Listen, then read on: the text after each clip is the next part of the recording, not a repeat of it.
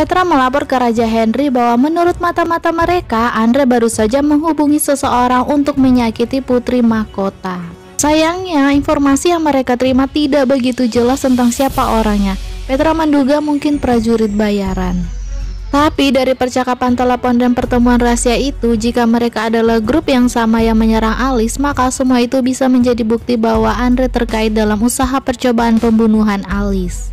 Sungguh tak kusangka kalau putraku akan mudah percaya dan terpedaya oleh wanita tamak seperti Moda sampai dia dendam terhadap keponakannya sendiri.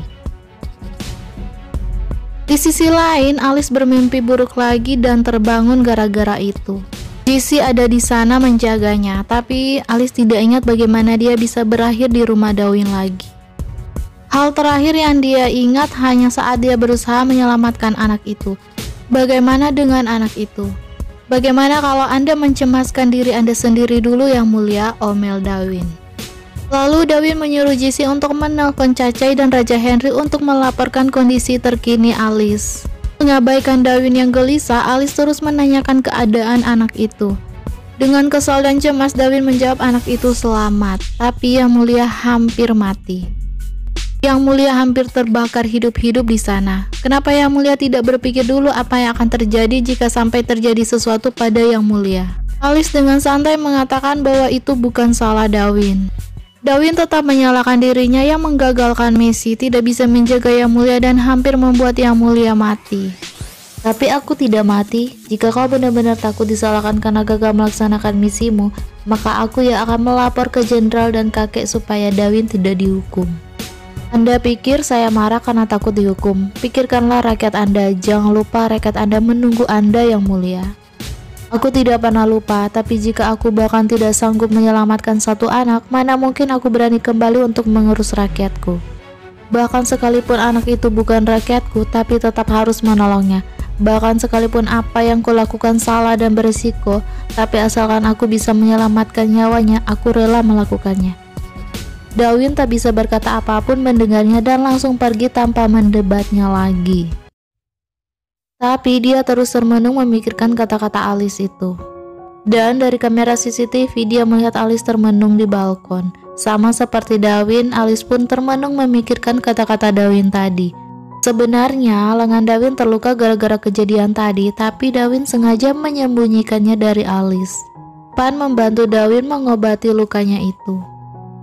Sampai tengah malam, Dawin belum juga kembali. Alice jadi mencemaskannya, tapi saat dia mencoba mengintip keluar, dia malah mendapati Dawin baru kembali dan sudah ada di depan pintu. Mereka jadi canggung berhadapan satu sama lain, tapi Alice kemudian melihat lengannya Dawin yang terluka dan jadi merasa bersalah karenanya. Tapi dia terlalu malu mengakuinya dan akhirnya hanya beralasan kalau dia hanya mengecek pintunya sudah terkunci atau belum. Lalu Alice masuk kamar. Keesokan harinya di hotel, Pangeran Will to the point membahas Alice yang kabarnya menghilang. Apa yang sebenarnya terjadi? Alan juga tidak tahu apa yang sebenarnya terjadi. Yang dia tahu hanya Alice menghilang dan itu merepotkan semua orang. Ibunya bahkan menyuruhnya untuk melacak keberadaan Alice. Kemungkinan Alice ada di sini. Yang jadi masalah, satu-satunya petunjuk yang Alan miliki mengetahui niatnya dan sekarang dia melarikan diri. Apa? Will penasaran. Alan menjawab, pengawalku, ini yang baru, yang lama adalah seorang wanita bernama Sir Sanpan. Kurasa dia tahu tentang Alice, tapi aku terlalu terus terang, dia jadi waspada dan langsung mundur, dan sekarang dia tidak punya petunjuk apapun lagi. Will punya ide, dia mengenal beberapa investigator di Thailand, dia akan mencoba menghubungi dan meminta bantuan pada mereka untuk melacak alamatnya Pan. Ide bagus, kalau mereka bisa melacak Pan, maka mereka juga pasti bisa menemukan Alice. Jadi ibunya akan berhenti mengganggunya. Di Hirsos, Raja Henry berpikir dia harus mencari jalan keluarnya sendiri. Setelah itu, Mona memberitahu Andre bahwa Raja Henry akan menunjuk seseorang untuk menjadi pengganti sementara Alice. Mona dan Andre senang, mengira mungkin Raja Henry sekarang sudah sadar dan akan memberikan tata ini pada Andre sebagai permintaan maaf. Tiba-tiba beberapa prajurit datang untuk memanggil mereka menghadap Raja Henry sekarang juga. Mereka jadi semakin yakin akan dugaan mereka. Tak lama kemudian, Mona, Andre, dan para petinggi militer sudah berkumpul di ruang konferensi. Raja Henry datang tak lama kemudian dan melihat Mona dan Andre tersenyum sumringah. Raja Henry mengumumkan bahwa Alice sekarang ini tengah menjalankan misi di luar negeri, sehingga dia tidak bisa menjalankan tugasnya sebagai putri mahkota di Hyrsos.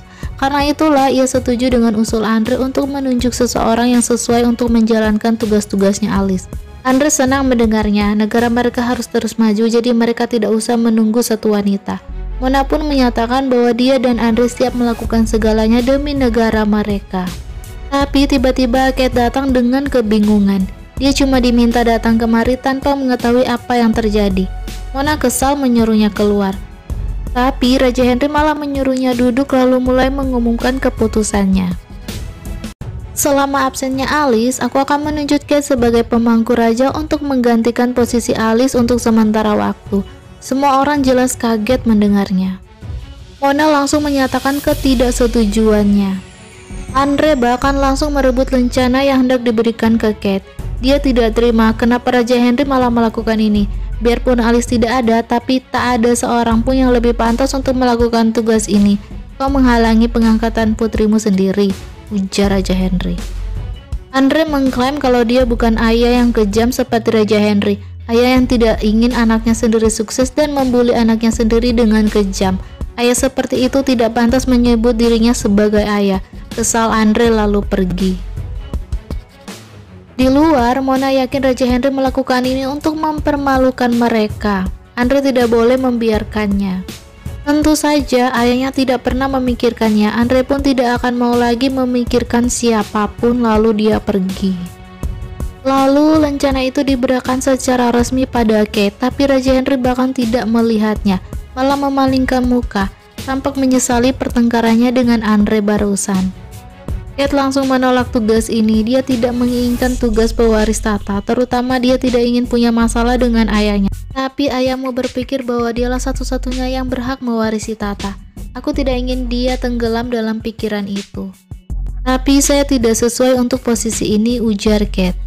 Sudah aku bilang ini hanya posisi sementara waktu. Anggap saja kau melakukannya demi aku, Alice, dan demi Hyrsos. Kate pun menuruti Raja Henry. Di Thailand, Raja Henry memberitahu Alice tentang pengangkatan Kate. Alice setuju dengan pemilihan Kate untuk menggantikannya karena Kate orang yang baik, tidak ambisius, dan paling bisa dipercaya. Masa sih? Menurutku dia malah lebih mencurigakan daripada Andre dan Mona ya. Lalu Raja Henry meminta maaf pada Dawin atas insiden kemarin. Cucunya sudah banyak merepotkannya. Dawin dengan rendah hati meminta Raja Henry untuk tidak menyalahkan Alice. Bagaimanapun dia mempertaruhkan nyawanya demi menyelamatkan seorang anak. Menurutku itu mengagumkan. Putri melihat nilai-nilai kesetaraan hak asasi manusia, ucap Dawin. Itu membuat Alice tercengang mendengar pujiannya.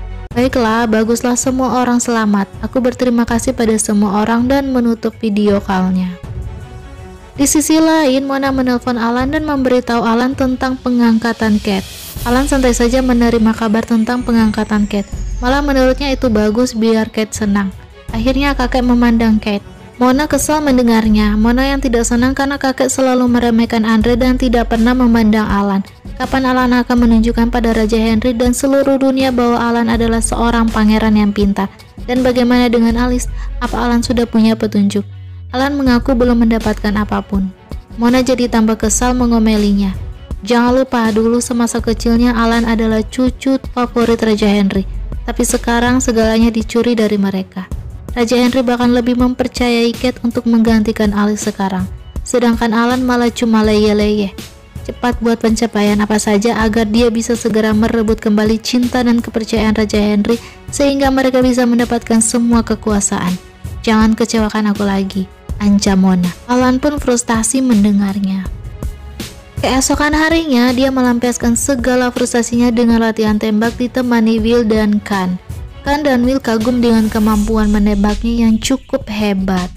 Tapi Alan merasa percuma saja karena ibunya masih mengira dia bodoh. Mendengar itu, Will langsung meminta Alan untuk mendiskusikan masalahnya dengannya.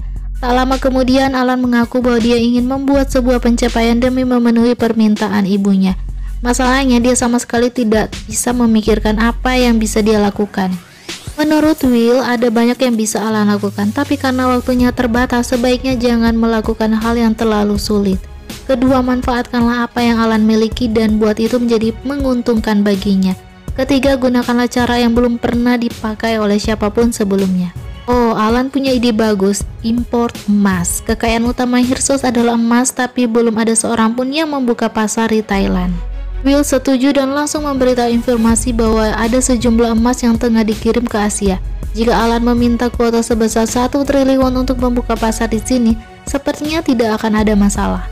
Will, aku punya teman di Thailand yang punya koneksi bagus. Aku akan menyuruhnya untuk menghubungi asosiasi perdagangan emas dan aku akan bicara sendiri pada mereka. Jika negosiasinya berhasil, kita bisa mendapatkan keuntungan yang sangat besar. Alan senang banget dengan ide barunya ini dan langsung mengucapkan terima kasih pada Will atas rekomendasinya. Will senang membantunya dan terkait masalah Alice, penyidiknya sudah mendapatkan alamatnya Pan. Will menyarankan Alan untuk pergi sendiri saja dan jangan bilang-bilang pada siapapun tentang masalah ini. Jika Alan sendiri yang menemukan Alice, ibunya pasti akan bangga padanya. Tak lama kemudian, Pan pergi tanpa menyadari Alan yang membuntutinya sampai ke markas. Darwin kebetulan membawa Alice ke sana untuk trimming rambut sama JC. Dia mengintip selama JC men-trimming rambutnya Alice, dan setelah selesai dia mencoba menawarkan bantuan untuk membuang rambutnya Alice. Tapi JC menolak dan melarangnya membuang rambut-rambut itu. Dia justru akan menyimpannya. Orang-orang di keluarganya dan seluruh rakyat Hyrsos menginginkannya.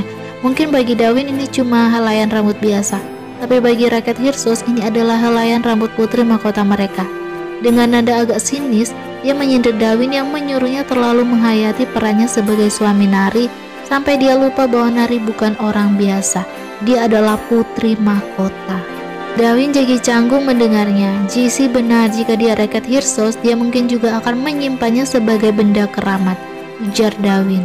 Mendengar itu, JC menawarkan sedikit rambutnya Alice padanya sebagai hadiah. Biarpun Darwin bukan rakyat Hyrsos, tapi dia sudah menjaga putri dengan baik. Hatinya sama seperti mereka. Setelah itu, Hin baru menyadari Alan yang sudah berada di depan markas mereka dan jelas saja semua orang jadi panik. Darwin langsung memerintahkan Hin untuk menyingkirkan semua peralatan mereka dan sembunyikan JC. Pan dia perintahkan untuk menjaga depan rumah dan ulur waktu Alan selama mungkin, sementara dia sendiri akan mengamankan Alice. Tapi JC malah nekat naik kembali untuk melindungi Alice. Hin dengan cepat menangkapnya dan langsung menyeretnya bersembunyi di dalam gudang. Darwin mencari Alice tapi malah mendapati Alice baru keluar dari kamar mandi dengan hanya memakai handuk. Darwin sontak mengalihkan pandangannya dan memberitahu bahwa Alan ada di sini. Takutnya dia akan mencurigai Alice ada di sini juga. Mereka harus segera mencari jalan keluar. Lalu Darwin asal saja mengambil sebuah baju dari lemari dan meminta Alice ganti baju secepatnya. Mereka tidak punya waktu lagi. Tapi saat Alice keluar, dia malah lihat kaget mendapati baju itu ternyata baju seksi. Darwin buru-buru mengalihkan pandangannya dari baju seksinya Alice. Darwin pun mengawal Alice keluar sambil bertukar aba-aba dengan Hin yang berjaga di depan. Karena pagar terkunci, Alan terpaksa masuk dengan melompati pagar tapi malah mendapati Pan sudah bersiap menyambutnya. Alan tanya ini rumahnya siapa. Pan mengklaim kalau ini adalah rumah temannya. Lalu di mana temanmu? Terus kenapa ada banyak mobil di sini? Tanya Alan. Teman saya sedang tidak ada di rumah dan teman saya punya banyak mobil. Alan tak percaya dan langsung masuk sambil menuntut kenapa Pan menghindarinya. Pan menyangkal itu cuma karena dia dipindah tugaskan, dia hanya ikut perintah. Terkait masalah Alice, sebaiknya Alan tidak perlu repot-repot menanyainya. Bahkan sekalipun saya tahu, saya tetap tidak akan memberitahu Yang Mulia. Jika Yang Mulia bisa sampai jauh-jauh datang kemari, maka tidak akan sulit bagi Yang Mulia untuk menyelidiki sendiri. Apa kau menantangku? Kesal Alan. Saya tidak berani Yang Mulia, saya hanya bicara kebenaran. Saya tidak tahu apa yang terjadi pada Putri Alice, tapi sama sekali tidak ada alasan bagi Putri Alice untuk tinggal di sini. Oke, teriak Alan. Oke. Tapi teriakan Alan itu membuat Alice jadi kaget hingga dia refleks mundur dan tak sengaja menyenggol vas yang langsung terjatuh dengan suara bergelontangan yang jelas saja membuat Alan jadi curiga. Apalagi Pan bersikap semakin mencurigakan dengan menghalangi Alan naik dengan berbagai cara. Sementara Pan sibuk menghadang Alan, Hin buru-buru mengarahkan Darwin dan Alice untuk kabur lewat jendela. Tapi pada akhirnya Alan berhasil juga menembus pertahanan Pan dan masuk ke salah satu kamar. Tapi untunglah sudah tidak ada siapa-siapa di sana. Tapi tentu saja Alan masih curiga dan merasa aneh masa Pan bersikeras menghalanginya jika tidak ada siapa-siapa di sini. Dia jadi semakin curiga saat melihat vas yang jatuh di depan suatu ruangan dan langsung saja membuka pintu-pintu lain. Tapi tentu saja dia tidak akan menemukan Alice karena sekarang Alice sudah berhasil melompat dari tangga. Alice melompat dan tepat ke dalam dekapan Darwin. Tiba-tiba terdengar suara shower menyala. Alan sontak membuka pintu kamar mandi. Tapi malah cuma mendapati ini yang pura-pura sedang mandi. Pan akhirnya bisa lega. Jadi apa yang Mulia dapatkan di sini? Tanya Pan. Jangan mencurigaiku. Kalau yang lebih mencurigakan, aku tahu kamu menyembunyikan Alice di sini. Karena dia sangat mencurigai Pan, sekarang Alan menuntut Pan untuk kembali menjadi pengawalnya. Pan menegaskan bahwa dia hanya bisa kembali bekerja pada Alan jika bosnya yang menyuruhnya. Baik, aku akan bicara sendiri pada Jenderal Cacai. Aku ingin kau kembali bukan karena kau bekerja dengan baik, tapi karena kau melarikan diri dariku dan aku ingin menunjukkan padamu bahwa kau tak bisa lari daripadaku. Sinis Alan. Saat Alan mau pergi, tiba-tiba saja dia melihat perlengkapan makeupnya JC yang lupa mereka singkirkan dan jelas saja Alan jadi semakin curiga.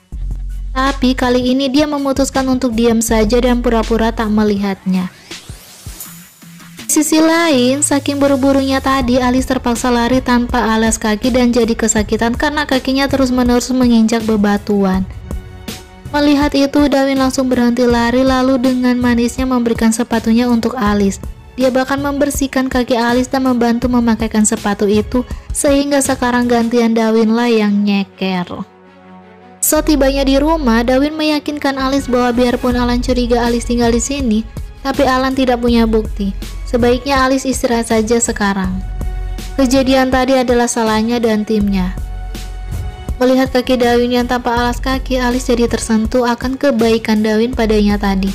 Dia bahkan tampak mulai terpesona pada Darwin.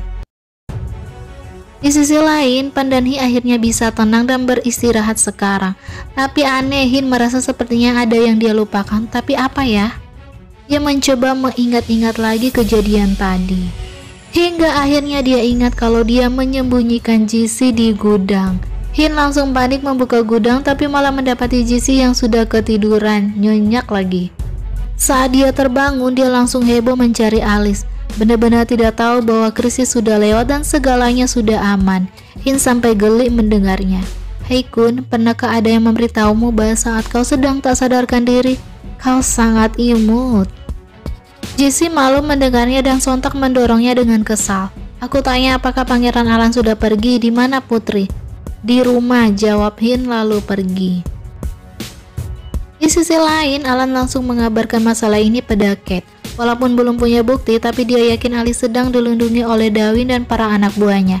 Kate tak senang mendengarnya ragu-ragu. Jadi Alice ada di Thailand atau tidak? Kalau kau ingin tahu, maka datanglah untuk menyelidikinya sendiri, kesal Alan. Aku beritahu kau, baik Alice hidup atau mati, dia ada di sini atau tidak, aku tidak peduli sama sekali.